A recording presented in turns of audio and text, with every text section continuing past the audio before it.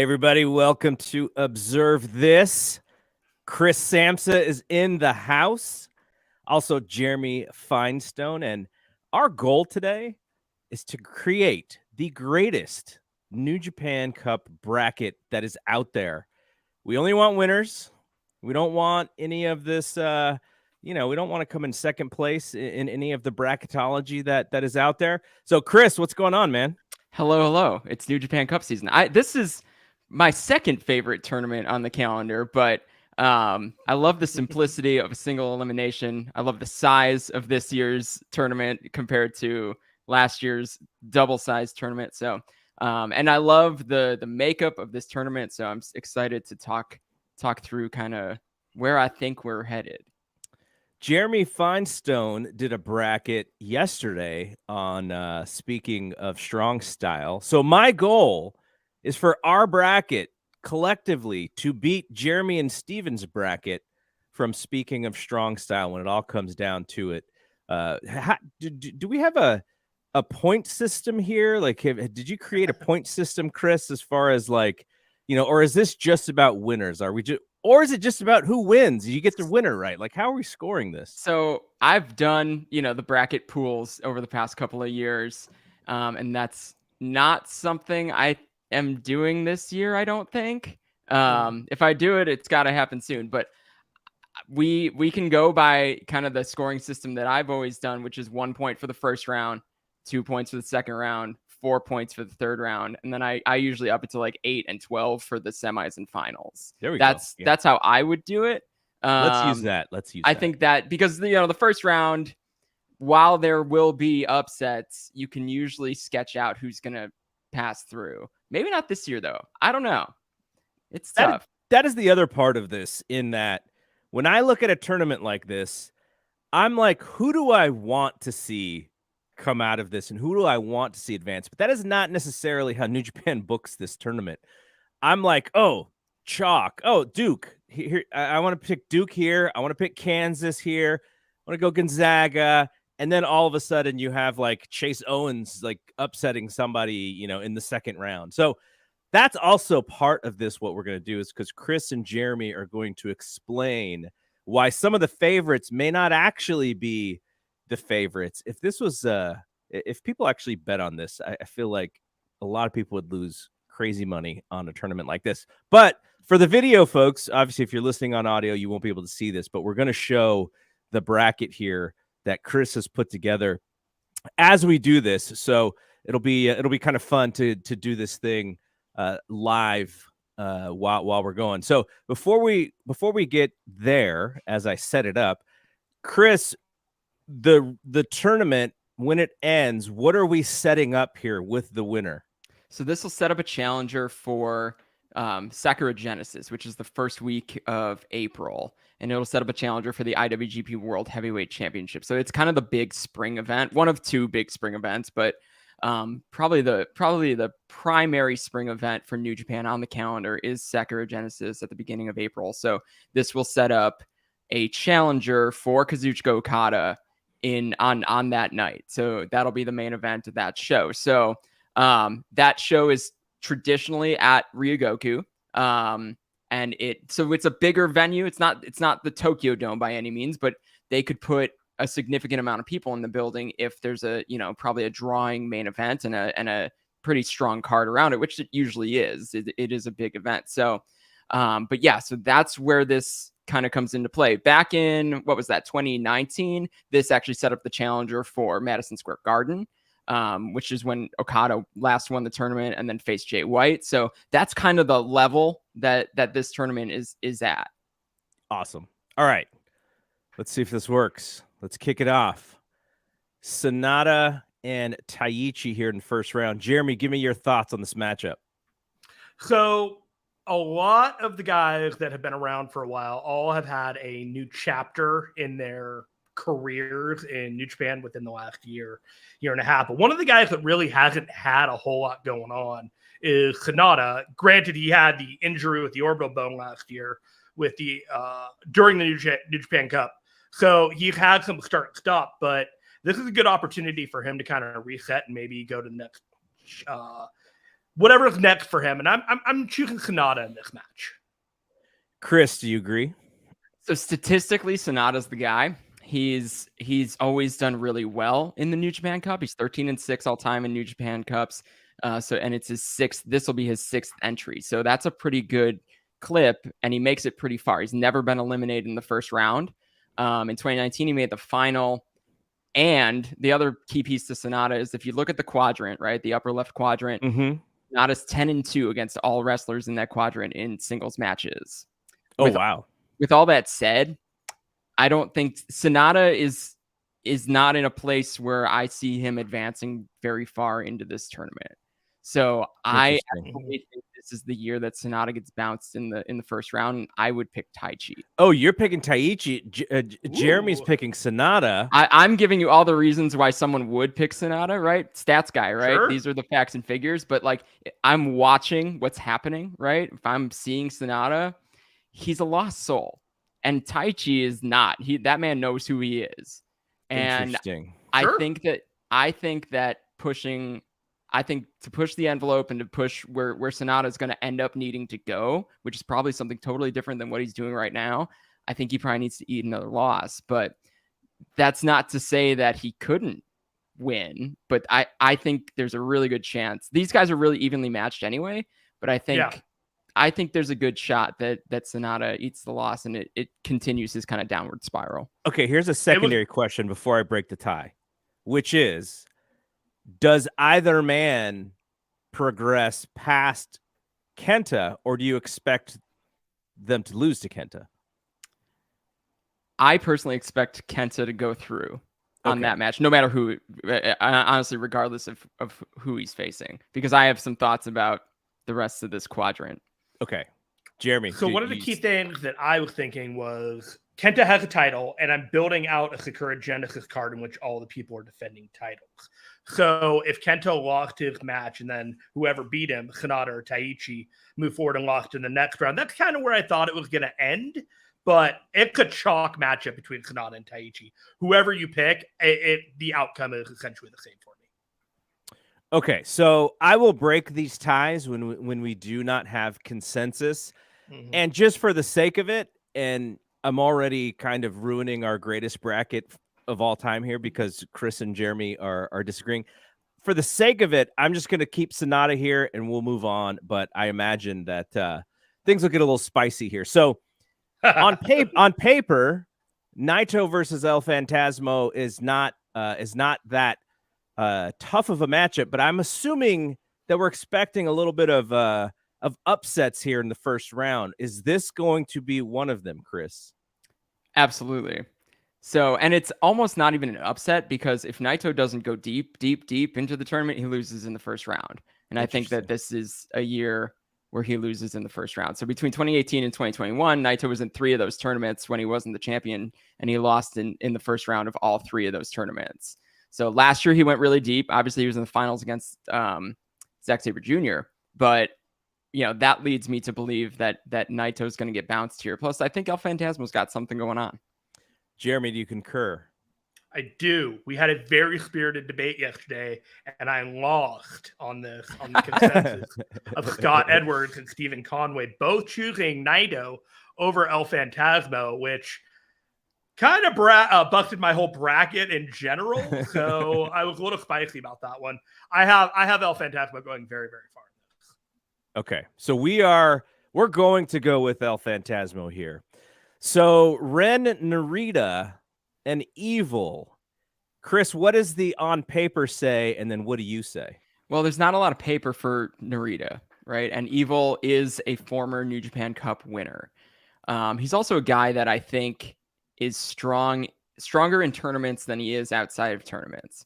So here we are in a tournament, in a single elimination tournament. I think people are expecting Narita to go through because I think they see the youth movement in New Japan, and it's real. It's a real thing. But I think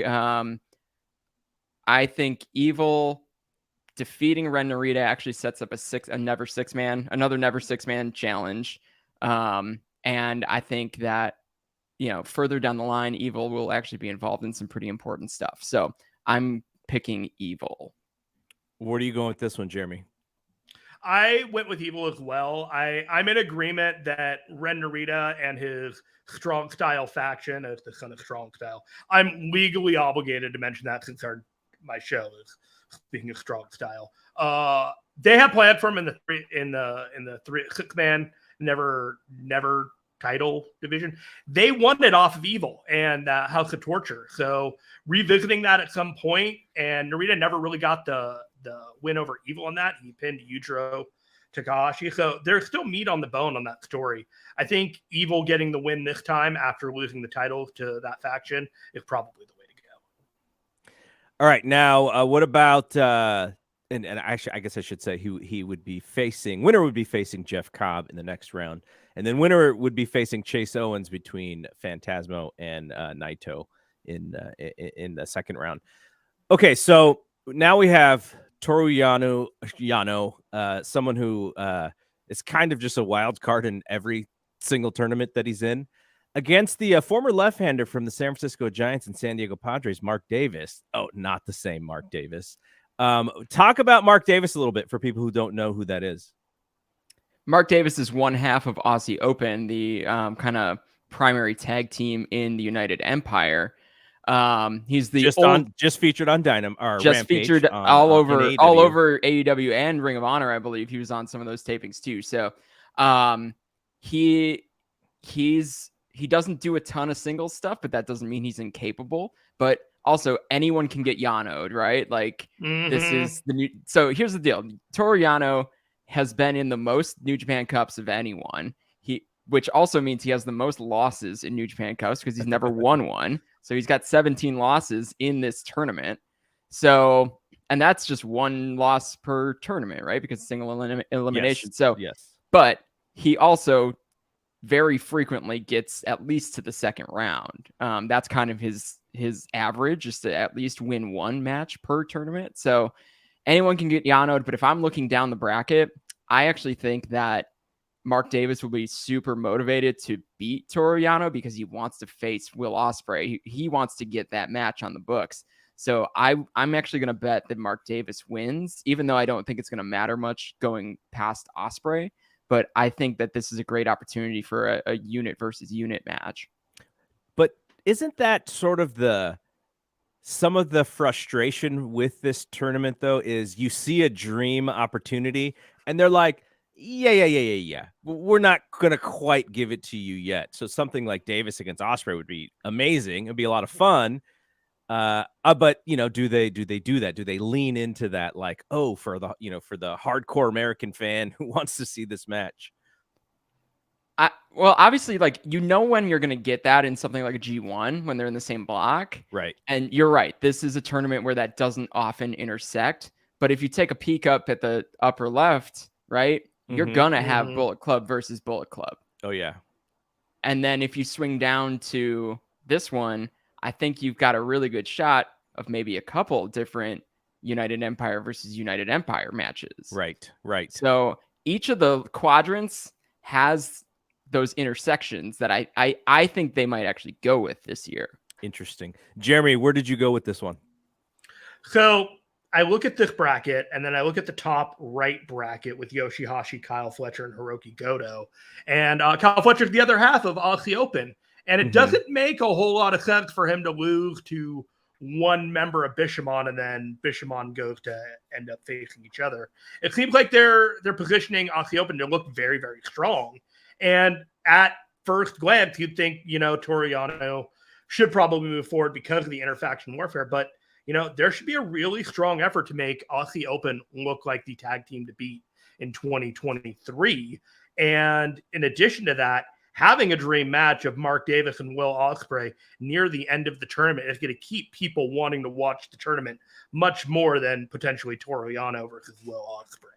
So I'm going to go with Mark Davis on this because Aussie Open 2023. I'll go with the consensus. I would have just picked Toru Yano, not knowing as much as you guys, but just on the idea that, I really want to see this other match. Well, then that means they're just going to have Yano win. All right, let's go to the other side of the bracket here in the first round. Yoshihashi and Kyle Fletcher, like Jeremy mentioned. Jeremy, why don't you lead this one off? I think that Kyle Fletcher and Mark Davis will potentially be challenging for the tag titles again with a potentially different outcome this time. And I think the first step to that is Kyle Fletcher defeating Yoshihashi. I don't have the statistics behind me, but that just seems like the way the winds are blowing. What do you think? Yeah, Chris? there's not much on the stat side to work with there, but Kyle Fletcher is a guy who has recently gotten some singles opportunities on the New Japan Tamashi brand, right?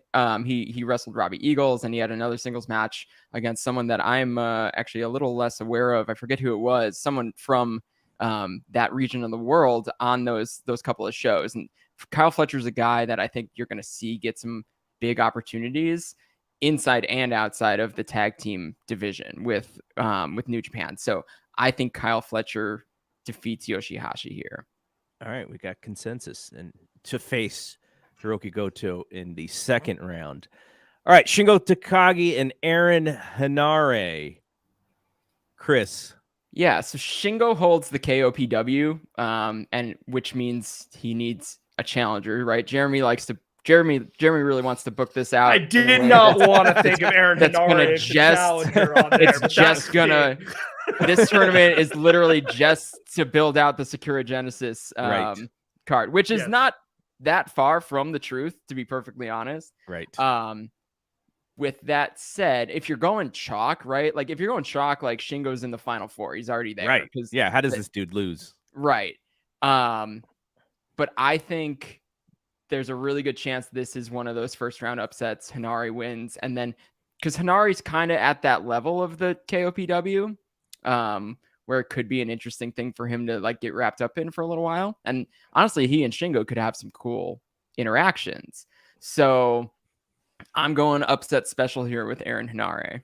All right, Jeremy. It sounds like you're disagreeing. Of logistical problems. No, it solves a lot of. Oh, you agree? When you go later on into the bracket and trying to argue between potentially Tama Tonga and Shingo Takagi as the guy to move on, one of the guys doesn't need to lose that match in that fashion, and so I'm going to go with Aaron Hanare as well. This is a Santa Clara upsetting University of Arizona here in the first round. All right, that person's going to face Tama Tonga in the second round, so we'll go with Hanare for consensus here. Finishing out this side, David Finlay against Tomohiro Ishii. Now, we saw Finlay in San Jose. Jeremy and I saw him cut a pretty badass promo on, I think, a little surprising to me that he actually said some of the words that he did say coming out of the Eddie Kingston and Jay White match. So it seems like there's going to be some attention on this dude. Does that mean that he beats Ishii? Chris? Yeah, I mean, I don't think that there's any question. That's actually my most confident pick of the first round. Part of that's because Finlay showed up and told us what to expect when he showed up and demolished Jay White even further with his shillelagh. But Finlay also had a really good New Japan Cup in 2021. The last time he was in the Cup, he made it all the way to the semifinals. So he has shown himself, and he had a really good run in the G1 at the beginning of the G1 last year too. So if you're looking at maybe a 4 to 5 match arc, David Finlay has that in him. And I think that no one's really sure what he's trying to accomplish or where he's trying to go, but he's definitely made himself into a conversation point as we look at the first couple of rounds of this. So I think Finlay goes through. Ishii, again, has had, you'd think he would do better, but he's been bounced in the first round of 6 of the 14 New Japan Cups he's ever been in. So not hit or miss, right? That's about 50-50. So probably not bad for his body that he doesn't go very far in this tournament. Sure. This is not Ishii's lane, right? This is not the tournament he shows up for historically. So I would say that David Finlay's got a really good shot at winning here. And Jeremy just nodded while we were making this pick. He's going so far in this tournament, guys. You don't take out Jay White, get that place a spotlight, and then get bounced out in the first round. This bottom right quadrant, though, while we're here, is really, really interesting. I could see 5 of the 6 guys going through to the final 4. Wow. You could make a case for anyone but Yujiro at this point. So does that mean you Yeah. think Yujiro's losing to Shota Umino? I don't think Yes. he's losing. let's just move on. Every now and then he picks up a win, but I mean, against someone like Shota, who I think you want to put on camera pretty frequently, especially in these tournament situations, I think Shota is going to take care of business. I was just basing it on him saying that Finley was like his most no doubt about it pick, and then so that's why I was just wondering. Well, it's like Shota Umino is now on the New Japan World like menu card. He replaced Jay. Like they're all in on Shota Umino. Well, look at him. He's beautiful. Wouldn't you put him on the pictures too? All right, now let's go to second round. Sonata versus Kenta, and we kind of talked about this. Do we think that Kenta's actually coming out of this into the the Sweet 16, or is it the final? Is it that would be the 8? The 8. Yeah. I think Kenta's moving on past whoever, right? I would have picked Taichi, but he's moving. I think Kenta's moving on past this round. What do you think, Jeremy? Narratively, it works either way, so I can go with Kenta. So let me explain where I'm at. Is that I think El Phantasmo is going to buzz through Chase Owens and Kenta, right? To get to the final four. To get to the final four. It's a hierarchy of Bullet Club. Club, right? And then we'll get to the rest of it. All right. Well, let's move it here then. Let's just move. Let's wait. Oh, it's moving on. El Phantasmo. It shows a 0, I think, because I'm actually using Sheets instead of Excel. It doesn't show Phantasmo, so that's probably why it is. But this 0 is actually El Phantasmo. You could probably type in it if you wanted to. Oh, can I? Yeah. I don't think so. Highlight it, cut, paste, all good. Yeah, we can type it here. Nope. Yep. Yeah. That's okay. So so next we have Evil and Jeff Cobb. Jeff Cobb got the bye. Evil, we have him moving past Red Narita in the first round. What are we thinking about Jeff and Evil? Jeremy, you go. I want to hear your thoughts. I think it's going to be Evil because I think you need to save Jeff Cobb versus Will Ospreay for another scenario. But I wouldn't be shocked if Jeff Cobb, went forward. My gut says Evil, if he's going to beat Ren Narita, is going to go one more before there's the inevitable face-off with Will Ospreay. Yeah, I could go either way on this. And it's really just about who I think El Phantasmo ends up meeting in the final four. Because if he's really going to buzz through Bullet Club, then obviously it's got to be Evil, and then Evil's got to pass through. If El Phantasmo's big scalp is Will Ospreay, which it is and should be, I think, then I think Evil wins and Ospreay bounces him. Interesting. Because I think the bigger match, the huger match for the semifinals, because of their history, is El Phantasmo versus Will. So one caveat that I want to point out here is that I'm booking Will as a babyface in this tournament. I don't know if everyone else is doing that because there are a lot of people that still treat him as a heel, but he's inevitably going to get cheered with the matchups that he's going to be having in some way, shape, or form. And there's going to be potentially disappointment if he doesn't make it to the finals or win the finals. And so when I'm coming up with it, I'm looking at Will is the good guy, even though he's more of a tweener, not whole heel right now. And I needed to point that out because some people might be confused as to what my mindset might be when it comes to that. Will was pretty aggressive against Taichi, but they're both kind of tweener guys. Mm-hmm. So he just kind of fit into that role.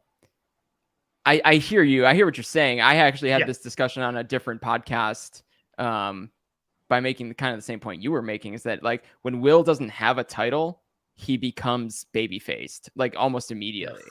Yes. It's just his persona and how it happens. So right now I see Will as this kind of broken down, scrappy underdog after getting beaten down by Omega. But then he was the heel in the Taichi match. So could go either way on it for sure.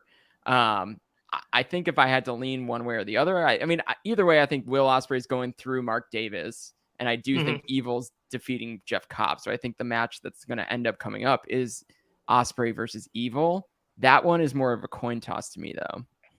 Interesting. All right. Yeah. I'm with you all the way through that bracket. So we got none chance here for Mark Davis. Correct. I think that would break the mold too far. Okay.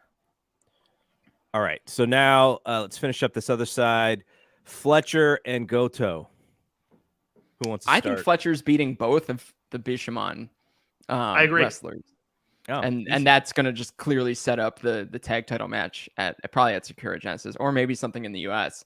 But Goto, I mean, while I'm here, Goto is Mr. New Japan Cup. He's won it 3 times. He's the only guy that's won it twice in a row, and he's got the most wins in the tournament ever. So like, this is a place where Goto shines, but I just don't think that's his prerogative right now. He's really wrapped up in the tag situation, and he and Yoshihashi are really trying to establish themselves as big time tag team, like a big time forever tag team that people remember. And the thing is, they are also defending the tag titles in a couple of days. So there's a chance there's a chance that they're not the tag champs. Like, I have to throw that caveat in here because they could certainly lose to Tanahashi and Okada, but that is also kind of a stretch to me. So I think we had the same conversation on our show that you cannot rule out a title change on the anniversary show, as far-fetched as it may seem, but there does seem to be plans for these 2 tag teams after the fact. Titles involved would make it more important. And if you're Kevin Kelly, you hammer the idea that this is Goto's tournament, and it makes Kyle Fletcher's win seem even more impressive. There you go. All right. Henare and Tama Tonga. This one seems pretty chalk to me. Yeah. All right. I don't think Henare gets to get himself into the never open weight conversation just yet. And then David Finlay and Great Okan. Finlay. So my official pick on this quadrant of the bracket is Great Okan. Oh. Okay. It sounds weird, right? That's just because the rest of my picks are foreigners. So, and I just don't think we go to a Final Four that's all foreigners outside Japan. So at some point, someone from Japan needs to get to that Final Four, and Great Okan, I think, is the most likely to me. And Jeremy, your reasoning for Finlay? I think that David Finlay will be Tama Tonga's challenger at Sakura Genesis for the never open weight title, and they have to get to that point. That is basically my big, because if you go all the way through, they're trying to strengthen out David Finlay. And if you have him challenging for a top level title, that Tama Tonga was wrestling against Jay White at that same level at some point a few months ago, it seems like the kind of level that they want to establish David Finlay. And I feel like they're trying to establish him as kind of their own wild card Moxley kind of character who isn't really aligned with anybody, but just causes chaos. And I don't know if that's where they're going, but that's the vibe I'm getting. And to establish that, you have to make him dangerous at a top level. So who do you have actually coming out of this quadrant? Me? Yeah, in your personal David bracket. Finlay. Okay, so you have David him Finlay. beating the Zack Sabre Umino winner, and then Yes. getting to the interesting. All right, I want to hold off on that. I'll break the tie here, but Umino and Zack Sabre Jr. I think Zack wins. I think everyone thinks Umino's going to win because they want him to be the next TV title challenger, but I have kind of different designs on that. Would you go with him? It would make sense. It would make sense that Zack Sabre Jr. does return to the Final Four in some way, shape, or form because he was last year's champion. I had Shota Umino winning and challenging Zack Sabre Jr. at Genesis. I got the cold water poured on me just now. I think the winner, whoever it is, Finlay or Great Okan, the winner of that is going to be the one who challenges for the TV titles next. Because if you look at kind of the demographics that they're trying to establish for that TV title, those guys are both young, they're new, they're up and coming, they're commutable, I guess you could say. They're willing to come to America, willing to go to the UK, right? They're all over the place. So same with Zach, right? But I think you could get either Finley or Great-O-Khan into that lane. And I think people imagine this title to be like Umino and Narita's title, but I think it's more about these guys that are a little bit lost and not sure exactly where they slot or what their lane is. And those are the guys that are going to end up in this TV title situation. So, that said, I think Zach goes through here and then loses in the round of 8. And so you had Great-O-Khan beating Zach here in your bracket. Yes. Okay, so we'll split hairs and we'll just do that. And we already said the next guy will come out of here. I think they come out of the top side of that. Yeah. Okay. So then now going back so we can create our final 4 here. Kenta and El Phantasmo. I think everyone pretty much said that Phantasmo's getting the final 4. Is that yes. what I'm getting? Yeah. Okay. And then on the other side, we have Evil and Osprey. And if the idea is to get to Phantasmo and Osprey, so we're having Osprey pass through.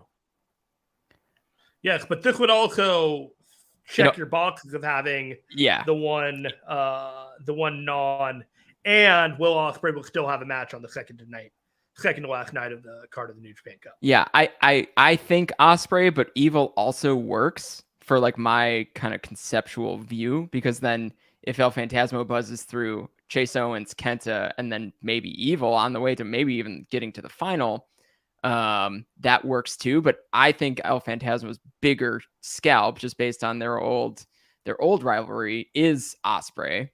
But because you slotted David Finlay on the other side, I need a Japanese guy in the final 4. So let's go with Evil. Okay. All right. And then Fletcher and Tamatonga to flesh out our top 4. Tamatonga. I go Tamatonga here. All right. So Phantasmo and Evil to get to the final 2. ELP. I think El Phantasmo goes through, yeah. All right. And then on the other side, we have Tamatonga and David Finlay. Tamatonga. I think Finlay wins this. Okay. Because to your point, I think he loses the championship match, which then bounces him back to a never title against Tamatonga. Yeah. Okay. Right. Yeah. So David Finlay. So our final 2 is Phantasmo and Finlay, and I think you guys are on the Phantasmo winning this entire thing. Yes. Yeah, and I think it'll be a really establishing moment for him. And then I don't think anything really happens with him maybe leading Bullet Club or talking about leading Bullet Club until we get to Dontaku, which is where Bullet Club things happen in May. But I think this sets him up to have probably a great match against Okada, really truly puts him in the heavyweight conversation.